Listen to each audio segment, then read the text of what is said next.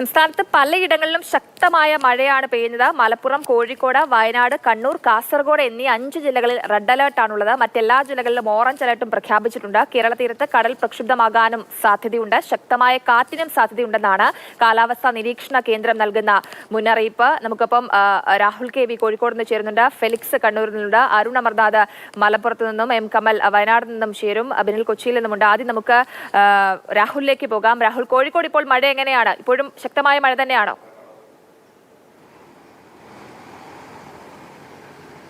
Jayalakshmi, good morning. Red alert ആണെങ്കിലും അത്ര അതിതീവ്ര മഴ എന്നൊരു നിലയിലേക്ക് കോഴിക്കോടേക്ക് പോയിട്ടില്ല. പക്ഷേ കൃത്യമായ ഇടവേളകളിൽ അതിശക്തമായ മഴ തന്നെ പെയ്യുന്നുണ്ട്. മലയോര മേഖലയിൽ പ്രത്യേകിച്ചും രാത്രിയിലുടനീളം ഇടവേളകളിൽ ശക്തമായ മഴയാണ്. പക്ഷേ വലിയ നാശനഷ്ടങ്ങളൊന്നും തന്നെ ഉണ്ടായിട്ടില്ല, റിപ്പോർട്ട് ചെയ്തിട്ടില്ല എന്നത് വളരെ ആശ്വാസം നൽകുന്ന കാര്യമാണ്. ഇപ്പോൾ നമ്മൾ ഈ ദൃശ്യങ്ങളിൽ കാണുന്നത് കോഴിക്കോട് നഗരത്തിൻ്റെ ഹൃദയഭാഗം എന്ന് വിശേഷിപ്പിക്കാൻ കഴിയുന്ന കിഡ്സൺ കോർണറാണ്. മഴയെ പഴിക്കുകയാണ് ഇവിടെ ഉണ്ടാകുന്ന വെള്ളക്കെട്ടിനെന്നതാണ്. പക്ഷേ ചെറിയ മഴ പെയ്താൽ തന്നെ വെള്ളക്കെട്ട് രൂപപ്പെടുന്ന ഒരു പ്രദേശമായി ഇവിടെ മാറിയിട്ടുണ്ട്. ജനങ്ങൾ വളരെ വലിയ അളവിൽ ദുരിതം പേറുന്നൊരു സ്ഥലമാണ്.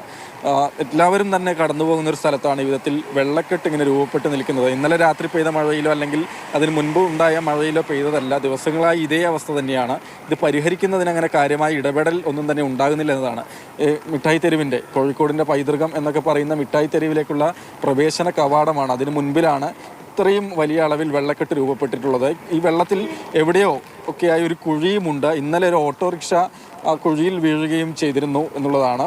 ഏതായാലും ഇത് പരിഹരിക്കുന്നതിനുള്ള പരിഗണനയുണ്ട്, പക്ഷേ നടപടികളിലേക്ക് അത് വരുന്നില്ല എന്നതാണ് കോർപ്പറേഷൻ്റെ ഭാഗമായി നമ്മൾ നോക്കുന്ന സമയത്ത് മനസ്സിലാകുന്നത്. ആ ബസ് വരികയാണ്. അപ്പോൾ എത്രത്തോളം അളവിൽ ഇങ്ങനെ വെള്ളം കെട്ടി നിൽക്കുന്നുണ്ട് നമുക്ക് മനസ്സിലാകും. കാൽനട യാത്രക്കാരെ സംബന്ധിച്ച് വളരെ പ്രയാസമാണ്. ഒപ്പം തന്നെ ഇവിടെ ഈ ബോർഡ് ഇങ്ങനെ നിരത്തി സെപ്പറേഷൻ ആക്കിയത് കാണാൻ കഴിയും.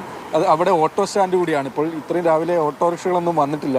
ആളുകൾ ഈ വെള്ളത്തിലൂടെ നടന്ന് ഓട്ടോറിക്ഷയിൽ കയറാൻ പ്രയാസമൊക്കെ പറയുന്നത് കൊണ്ട് തന്നെ ഓട്ടോറിക്ഷക്കാരും ഇവിടെ നിർത്തിയിടുന്നതിന് കുറച്ച് മടിക്കുന്നു എന്നുള്ളത് തന്നെയാണ്. നമ്മളിപ്പോൾ ഇവിടെ തന്നെയുള്ള ആളുകൾ, നേരിട്ട് ദുരിതം അനുഭവിച്ചുകൊണ്ടിരിക്കുന്ന ആളുകൾ ചേരുന്നുണ്ട്. ദിവസങ്ങളായിട്ടുള്ള പ്രശ്നമാണല്ലേ? ഇത് ദിവസമല്ല, ഇതിപ്പോൾ ഒരു ചെറിയൊരു മഴ പെയ്താലും ഇവിടെ മാക്സിമം 4-5 മണിക്കൂർ ഈ വെള്ളം ഇങ്ങനെ നിൽക്കും. ഈ വെള്ളം ഈ വണ്ടികൾ കയറി ആ എഞ്ചിൻ്റെ ചൂട് തട്ടിയിട്ട് തന്നെ പോകണം. അല്ലാതെ ഇതിന് വേറെ ഒന്നും യാതൊന്നുമില്ല. തൊട്ടപ്പുറത്ത് മറ്റേ നമ്മുടെ മാനാഞ്ചിറ മൈതാനത്തിൻ്റെ സൈഡിലുള്ള ചാല് കഴിഞ്ഞ വർഷം പുതുക്കി പണിതിട്ടുള്ളതാണ്. ഇതിൻ്റെ 4 ഭാഗം പുതുക്കി പണിതിട്ടുള്ളതാണ്. പക്ഷേ 1 ഇഞ്ച് പോലും വെള്ളം പോകുന്നില്ല, ഇതിനെ ഓവിട്ടിട്ടില്ല ഇതിലേക്ക്. അതാണ് മെയിൻ സത്യം, അതാണ്. ഈ വെള്ളം പോകുന്നില്ല. കോഴിക്കോടിനെ സംബന്ധിച്ച് ഈ സ്ഥലത്തിൻ്റെ പ്രാധാന്യം തന്നെയാണ് എടുത്തു പറയേണ്ടത്. ഒരു സംശയമില്ലാത്ത കാര്യമാണത്. കാരണം എത്രയോ പേര് ഇപ്പോൾ ഒരു ഫാമിലി അപ്പോൾ ആ ഭാഗത്ത് നിന്ന് ഇങ്ങോട്ട് കടക്കുകയാണെങ്കിൽ ഒരു വണ്ടി വരികയാണെങ്കിൽ തന്നെ അവരവിടെ നിൽക്കുക എന്നല്ലാതെ, ഈ സാരി ആയാലും ചുരിദാറായാലും പൊന്തിച്ച് പിടിച്ച് അവിടെ നിന്ന് പോരുക എന്നല്ലാതെ വേറെ യാതൊരു രക്ഷയില്ല അവർക്ക്. ചിലപ്പോൾ ഒന്ന് നോക്കാതെ വരുന്ന വല്ല ഹൈ സ്പീഡിൽ വരുന്ന വണ്ടികളൊക്കെ നിൽക്കുക, അവരവിടെ നിന്ന് പോകുക എന്നുള്ളതാണ്. വെള്ളത്തിൽ ഓടി ഇപ്പുറത്തേക്ക് കടക്കാനോ ഒന്നിനും കഴിയില്ല.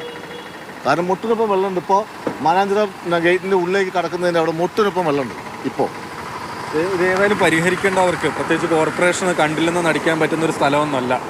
എന്താണ് കോഴിക്കോടിൻ്റെ ഹൃദയഭാഗമാണിത്. കോഴിക്കോടിൻ്റെ ഹൃദയഭാഗം. ഞാൻ മാക്സിമം ഒരു 10-27 കൊല്ലമായിട്ട് ഞാനൊരു കച്ചവടക്കാരനാണ്. പക്ഷേ ഇത് ഇന്നലെ തുടങ്ങിയുള്ളതല്ല. ഞാനിവിടെ വന്ന കാലം തൊട്ട് ഈ സംഭവം ഇവിടെ ഉണ്ട്. ഇതേപോലെ തന്നെയാണ് ഞാൻ കാണുന്നത്. ഇവിടെ യാതൊരു വ്യത്യാസമില്ല. ഞാൻ വന്ന കാലം തൊട്ട് ഈ വെള്ളക്കെട്ട് ഇവിടെ ഉണ്ട് എന്നുള്ളതാണ്. ഇത് പരിഹരിക്കാൻ കഴിയില്ല എന്നാണോ പറയുന്നത്? അത് കോർപ്പറേഷൻ തന്നെ വിചാരിക്കണം. കാരണം അവർ ഇന്ന് നാളെ പറയുന്നുണ്ട്. ഇവിടുത്തെ ഒറ്റ ലൈറ്റ് പോലും കത്തുന്നില്ല. ഒരു 6 മണി കഴിഞ്ഞാൽ ഫുൾ ഇരുട്ടാണ് അവിടെ. ഈ ബുക്ക് സ്റ്റാളിൻ്റെ മുമ്പിൽ ഒരു ലൈറ്റോ ഒന്നും ഇവിടെ കത്തുന്നില്ല. ഈ മാനാഞ്ചിറയിലുള്ള സൈഡിലുള്ള ലൈറ്റ് 2-3 കത്തുന്നില്ലാണ്ട് ഈ ഭാഗത്തേക്ക് വൈക്കം മുഹമ്മദ് ബഷീർ റോഡിലേക്കുള്ള ഒരൊറ്റ ലൈറ്റ് കത്തുന്നില്ല. പരിഹരിക്കേണ്ട ആളുകൾ ഇതിലൂടെ തന്നെയാണ്, വെള്ളത്തിലൂടെയാണല്ലോ കടന്നു പോകുക. കൂടി തന്നെയാണ് അവർ AC കാറിൽ അവർ കയ്യിലും ചെളിയും വെള്ളമൊന്നും ആവുന്നില്ലല്ലോ, കാറിനുള്ളല്ലേ.